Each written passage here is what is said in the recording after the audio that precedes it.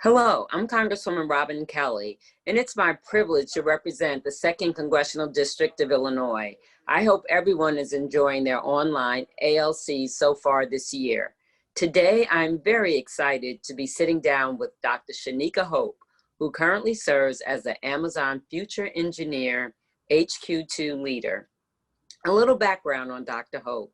She has devoted most of her life to education and uplifting students.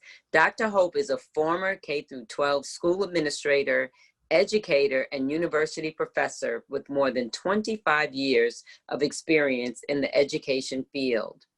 Prior to her current role at Amazon, Shanika's previous roles include head of content and researcher at Amazon Web Services, otherwise known as AWS, Vice President of National Urban Market Initiatives at McGraw-Hill Education, Vice President of Curriculum and Instruction at Discovery Education, as well as time as an Assistant Superintendent of Elementary and Secondary Education for the Washington, D.C. State Education Office. Thank you so much for taking the time to speak with us today. So I just have a few questions for you this afternoon. With the recent police killings of Breonna Taylor and George Floyd and a push for criminal justice reform more broadly, companies have been looking to engage Black communities more. Is investing in tech education, especially in Black communities, a priority of Amazon and Amazon Web Services? And first of all, I want to welcome you to this session. So thank you so much. Congresswoman Kelly, thank you for making the time to speak with me today about this really important topic around how Amazon and Amazon Web Services, affectionately known as AWS, how we are making investments to make a difference in communities, specifically supporting African-American and Black communities.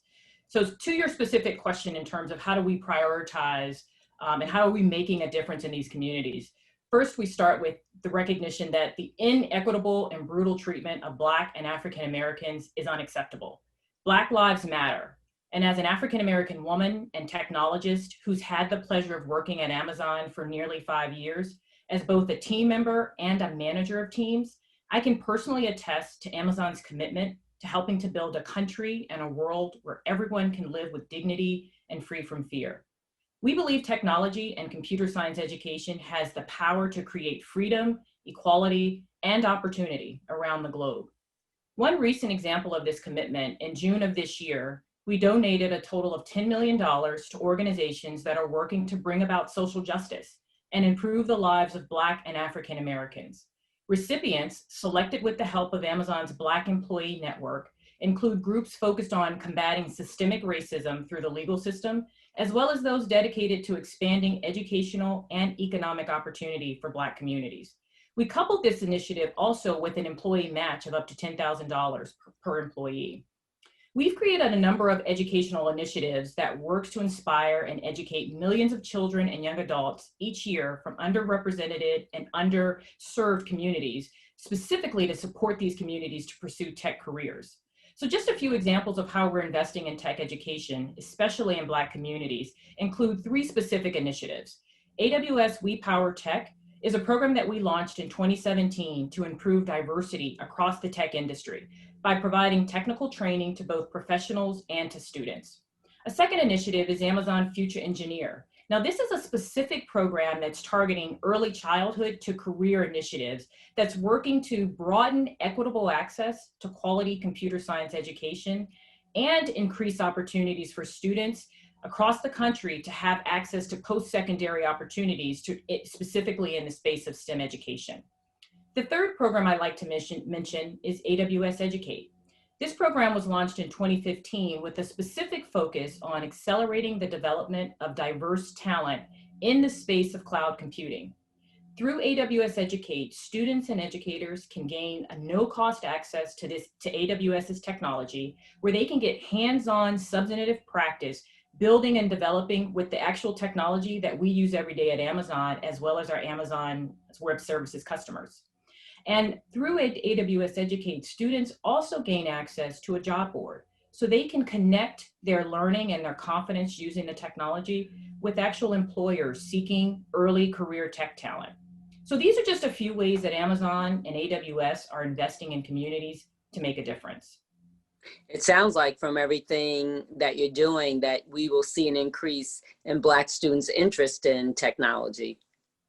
You know, that's a really important point. We're confident that these initiatives, programs like We Power Tech and Amazon Future Engineer, will encourage, inspire, engage students in ways that traditional schools have not been able to do apart from industry. And so as an industry partner and through these types of programs, we wish to stand alongside of schools to make these investments so that we can inspire more students of color to step into the tech field.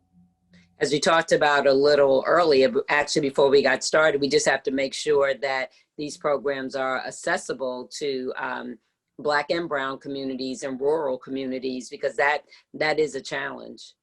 Absolutely, and that's an important point.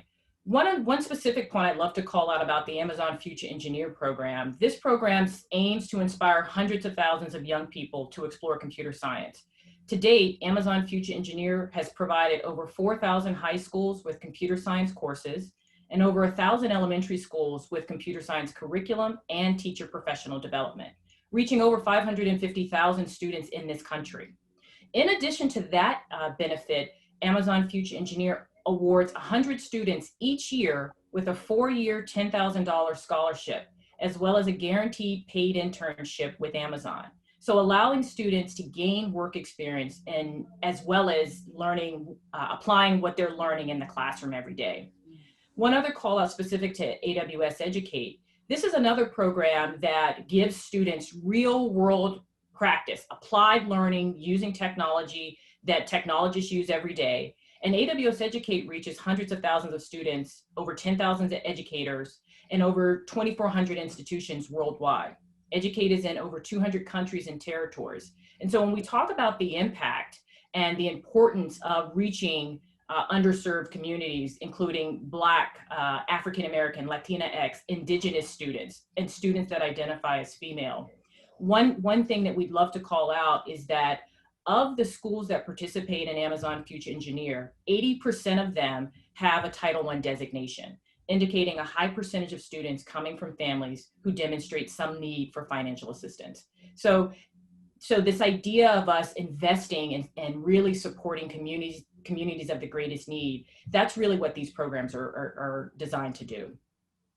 2020 has been a very interesting year, and made a lot because of COVID. Not the only thing, but COVID has disrupted many school districts as students have had to adjust to online learning. And it's really pointed out the problem of people not having accessibility. Maybe they don't have broadband, maybe they don't have, a laptop or an iPad. How did AWS help during COVID, the COVID crisis, or how are you helping? Because we're still in the crisis to assist students and teachers with remote learning. Sure. We know that this is really a tough time for students, families, teachers across the world. And we know that students and families have urgent needs, such as meals, devices, internet connectivity. And as they start this school year amid these really trying times, we have continued to work closely with schools and nonprofit partners to provide the kind of supports that they need across the gamut in a variety of ways. So for example, we've donated thousands of laptops to students learning from home. We've donated millions of dollars to support their everyday needs of thousands of students. We've also supported the delivery of meals to families across the country. And we're committed to continuing to provide students that additional virtual free access to computer science resources through programs like Amazon Future Engineer and Educate. It's interesting. I just held a webinar on my local, was parents, state rep, my school superintendents, and someone representing the Chicago school district. And one thing that was raised, even the support for parents, because sometimes parents are not tech savvy, or, and one parent that I had on, who's also a school board member, said how she felt inadequate in making sure that her student, I think her son's in 9th or 10th grade, was getting all the support from her that he needed, because she also worked. So parents need help also. Absolutely. We had an interesting conversation with a local district to that point about the parents and their supports and what they need. And one of our customer partners, they have specifically made investments around providing childcare and working with local partners and industry partners to figure out how they can provide this additional support. Because we know that if parents aren't able to work, there's a downstream implication, significant implication to their students and their students' abilities to learn. And so yeah, we absolutely recognize also the fact that parents also need support as we move through this really difficult time. Thank you so much for that as a grandparent for my grandson. Tell me about your recent partnerships with historically Black colleges and universities. What outreach are you doing to recruit outside of just the top 25 engineering or Ivy League universities? Sure. Supporting academic programming and institutions that have a demonstrated success preparing students of color for tech careers is essential as we think about growing diversity in the workforce. Research has confirmed that HBCUs, or historically Black colleges and universities, they generate 1/3 of African American students with biological and mathematic degrees, and close to 25% of all African American students with engineering degrees. And so we continue to have a strong engagement with many HBCUs to invest in their demonstrated success with developing students, in particular from underrepresented communities. Some specific examples in terms of how we're partnering with HBCUs: we're working with Morgan State University in Maryland with a partnership with Montgomery College, a local community college, along with Bowie State in Maryland and Grambling State University in Louisiana. These three institutions have recently announced a 4-year full bachelor's degree offering in partnership with AWS Educate, focused on cloud computing. What's really important about this particular offering is that traditionally it takes universities 2 to 3 years to launch a new program. But through their partnership with AWS Educate, these three institutions were able to stand this partnership up in a matter of months. Another important way, and I mentioned this earlier, is that through Amazon Future Engineer, we're making specific investments and supports with schools that have the designation of Title I. And what we know is that typically these schools are serving students from underrepresented communities, including Black, Latinx, Indigenous students, and students that identify as female. And so 80% of the Amazon Future Engineer schools are schools that have that Title I designation. And so it's through programs like AWS Educate and through Amazon Future Engineer that we will ultimately help to increase the representation of diversity in, or diverse communities in tech fields. That's absolutely, absolutely wonderful. Since when you even think about tech jobs and engineering jobs, those are the jobs that definitely pay more than minimum wage. And, you know, you're bringing people into the middle income arena, if not higher. That's right.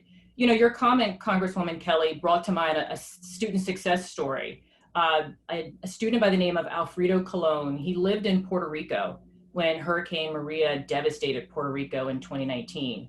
Due to the weakened job market, Alfredo recognized the need to learn new skills, specifically tech skills.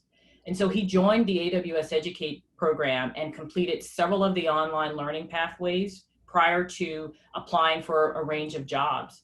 And he credits his success, his interview success. So he successfully interviewed and accepted a job with Universal Studios as a full stack. Wow. And that's really exciting. You know, we see the benefits of this hands-on learning, you know, the mentorship, the access to college scholarships. All of these things are vital to increasing opportunity for underrepresented groups. And so, you know, your point is spot on, that upskilling and these tech skills are so important to buoying up generations. And so we're excited that these programs are available and we can make them available to students. That has to be a great feeling for your staff that work with these students and young people to see their successes. That has to be a good feeling internally. Absolutely. We're thrilled. I've heard about the Black Engineering Network at Amazon. Can you talk about that a little? Yeah, we affectionately call the Black Employee Network BEN. BEN, this is an affinity group that was started in 2005 here at Amazon. And it was formed specifically to provide a support structure for Black employees at Amazon and to champion diversity through the company. And so BIN now has grown to over thousands of members worldwide, and it hosts a number of opportunities for employees to give back in the community, especially the African American and Black community.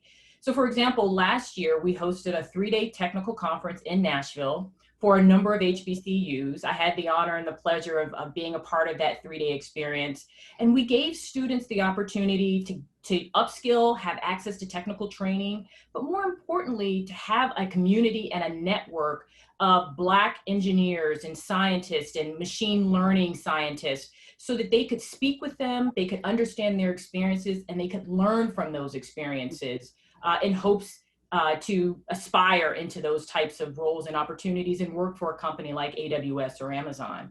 And so these are just a few of the ways that BIN, the Black Employee Network at Amazon, champions diversity, both within Amazon and in Black and African American communities. I'm really proud of this particular group.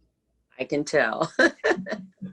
Recently, I wrote a report with Republican Rep. Will Hurd from San Antonio on artificial intelligence and the workforce. To continue being leaders in AI, the U.S. has to rethink how we approach education. How can we push them and get Black students exposed and interested in tech so that they can compete, in the 21st century workforce? And you come from a long career of education and things like that. And, in some of my district, my students can't even get online because there's not that broadband capacity. And if you don't see it or experience it at a younger age, you might not imagine that, for yourself. So what more do you think can be done? Not that Amazon has to do it, but just in general, maybe things Congress needs to do or, the village needs to do since, it takes a village often. Absolutely. Yeah, what I can tell you from my experience, both as a classroom teacher and as a principal supporting teachers and students, early and continual access to computer science education fosters critical thinking skills, improved problem-solving abilities, increased enrollment in advanced high school courses, and higher rates of college enrollment. So we know that by giving students earlier access and ongoing access to this type of learning is essential. These are the skills and behaviors that are a key component of a student's success in the workforce. Similar to several of the ideas you introduced through legislative efforts for your state, like the idea of incentivizing college graduates with degrees in STEM field to come teach, or building a STEM academy where industry experts serve teachers and act as mentors and role models for teachers to give them practical substantive experience in this space of STEM. All of these types of ideas and policy opportunities contribute to learning outcomes and resources that in the end provide students with hands-on learning, additional mentorship, college scholarships, and paid internships. And so we know that all of these components are vital to getting Black and African American students exposed and interested in tech. And so I think as you said, it takes a village. There's not a silver bullet. There's not one single thing that can resolve our leaky STEM pipeline, but it absolutely takes the village of the policymakers, parents, teachers, and certainly industry. When I first came into Congress, for a couple of years, we had a STEM advisory, people from different tech fields and educators, and then we had a STEM academy. It was just such a small office in the district. It was just hard for us to keep up. But we did expose, we had someone come on a Saturday in the school district we went to. It was so cooperative and wonderful. So we had someone come and teach about coding, and when it was over, one of the young students said, "Oh, you're going to come back next Saturday," but we didn't have the capacity, to keep that up. And then we took kids to the Museum of Science and Industry. Then we took them to a college where they could make rubber and just different materials. They could see how those things are made, and they just had so much fun, but we just didn't have the capacity. And of course, my district has over 700,000 people, so it was hard to pick which, group of students. And then another thing we did that was really popular we organized so a group of students could go to the college, and then we zoomed into the space center. So they got a chance to speak to the astronauts, which was really cool. That was cool for me to see. And That's ask, awesome. yeah, and ask different kind of questions. And I think we got as much out of it as the students did. But again, with just being a small office, you know, it's just hard to keep things like that up. But you know, Sure. what are some of the difficulties or challenges or barriers you feel like you face in trying to do the things that Amazon is trying to accomplish through your various programs? Sure. If it's okay, I'd love to just make one comment connected Uh-huh. to your previous Sure. comment about exposing students to industry and giving them opportunities to talk to astronauts. I'm actually living proof of the power of these types of programs. My interest in STEM was sparked in middle school. I had the opportunity to participate in a summer STEM program that did exactly what you described. It took a small group of individuals from underserved communities, and we lived on a college campus for about 6 weeks. And we took a number of STEM related courses. We also got to meet professionals in that space. And that's what sparked my interest. And so I know the power that these programs can have. And I'm thrilled to be a part of an organization that is making investments to scale this kind of learning, because I personally have experienced the power of this kind of learning. And so it's fantastic to hear that you two are a proponent and are trying to garner this type of learning within your state as well. So I just wanted to share that one story, because I'm living proof of the power of this kind of learning. Well, before you answer the challenges and the barriers, have you seen through the years that more females or girls are interested? Because I know, like for me, when you say math, science, you know, engineering and technology, oh my God, you know, especially before. Now, actually, since I've been in Congress, and thanks to my younger staff, they've made me, you know, face my fears and really get involved. That's how I got involved with artificial intelligence, or more involved with technology, really is because of my staff. They wouldn't take no for an answer. That's right. But That's right. but do you see more girls wanting to be involved? I do. You know, it's through the start of programs like Black Girls Who Code and other fantastic programs that are specifically making investments to support individuals that identify as female and to step into these types of career opportunities. So we do see greater awareness being created amongst females and girls. I think there's more work that has to be done, though. And this leads into my response to your specific question about the difficulties that are being faced as we try to introduce STEM into communities that have been traditionally underserved and have not had the exposure. It gets at exactly what you've indicated, which is this idea of dispelling the stereotypes in STEM. One of the significant difficulties that we know is that in underrepresented communities, they do not think they belong. And research confirms that the mere perception that a group that one belongs to or identifies with, if they think that they are not good enough or smart enough for a task, that's been linked to lower academic performance. Mm-hmm. And so when girls and African Americans and Latina individuals become aware through both subtle and overt cultural messages about specific groups being superior in math and technology or science, it makes each encounter that they have with math and technology more fraught, triggering self-doubt and even the most studious students. And so what's interesting, even with this particular research finding, is that both teachers and curriculum can inadvertently contribute to these perceptions. And so we know that what students benefit most from is being able to see what they can be.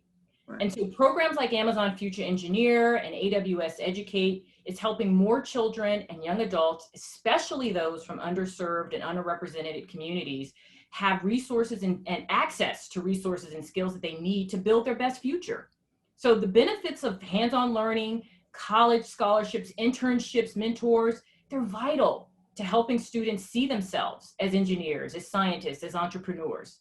And so here at Amazon, we know that a high quality computer science education is more important than ever. And at Amazon, we plan, and at AWS, we plan to keep our foot on the gas with programs like Amazon Future Engineer and AWS Educate to make sure that students don't fall behind and that students don't exacerbate this perception that they can't. Because these critical skill sets is what's going to help them secure a tech job, which helps secure a meaningfully earning job opportunity, which we know can buoy generations into greater success. And so those are the difficulties that we've seen, but there are tremendous opportunities that we're also seeing with programs like Amazon Future Engineer and AWS Educate. That's wonderful. One thing, one school we got involved in, we had computers to give away, or laptops, and we actually contributed those computers to their parents' room so the parents could be successful and learn more and be comfortable, because we also felt that if that happened, then they would be more comfortable and encouraging with their student. That's exactly right. You know, there's an interesting research point that came to mind with your sharing that particular investment, is that research shows us that the education level of the mother is one of the most important factors that informs the trajectory of their child. And so making that investment back into the mother, we know research has shown us that by investing into mom, we see investments that play out into the child long-term, downstream, over the course of that student's education experience and work life. Wow, that's amazing.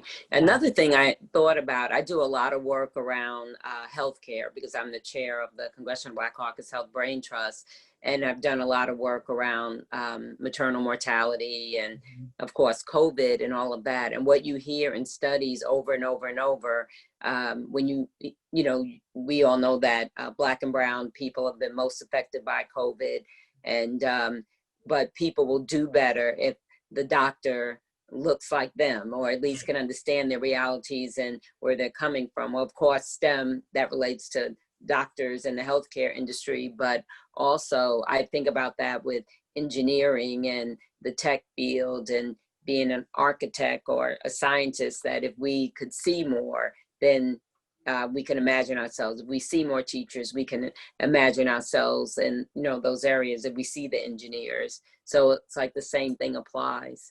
That's exactly right. And you know, ultimately what that's getting at, Congresswoman Kelly, and you hit the nail on the head, it's a sense of belonging. We want students and families to feel like they belong. And that's really one of the important factors in a lot of this work, back to your point about if you can see yourself as a professional in this space or in a tech field. The ultimate goal there, the belief that we're trying to get at, is that they belong. And that's exactly what you just described in your comments. When you think about your journey, it seems like it was, you know, you've done such great things, but what did you see as your challenges through your journey through this?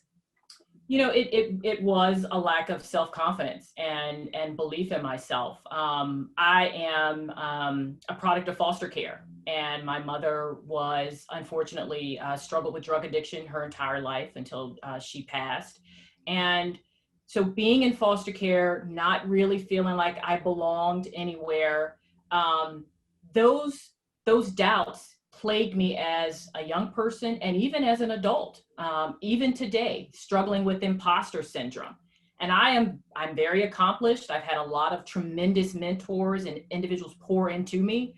But this idea of believing that I belong and I deserve to be here has been something that's really challenged me much of my entire academic and professional career.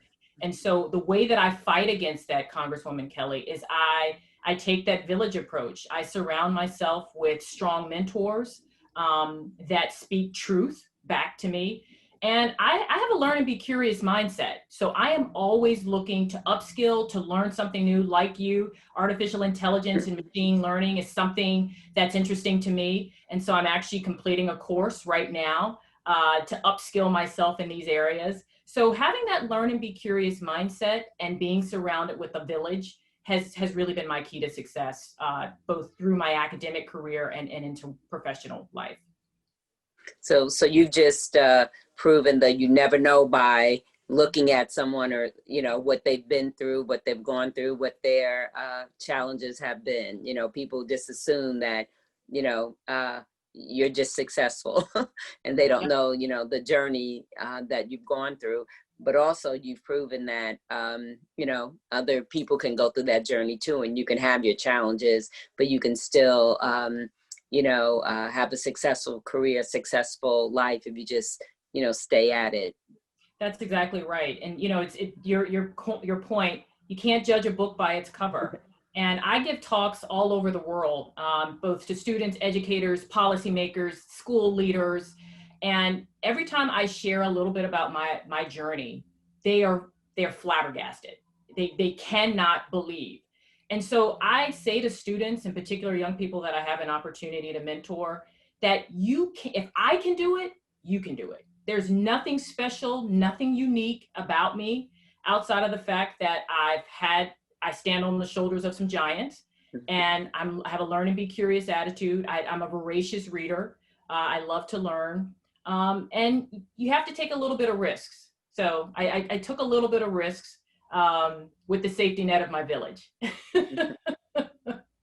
I can relate to that. When I was asked to run for, the first time I ever ran for office, when I ran for state rep, I really took a leap of faith, but I had the village, family from a distance, and then the people I lived around said, we'll be with you, and they were. So that's what helped me and really helped me get to Congress, because if I hadn't taken that first leap, I probably would not have been here. So I was going to ask you one final question, or if you had any final thoughts that you wanted to share with our audience about Amazon, or about your journey, or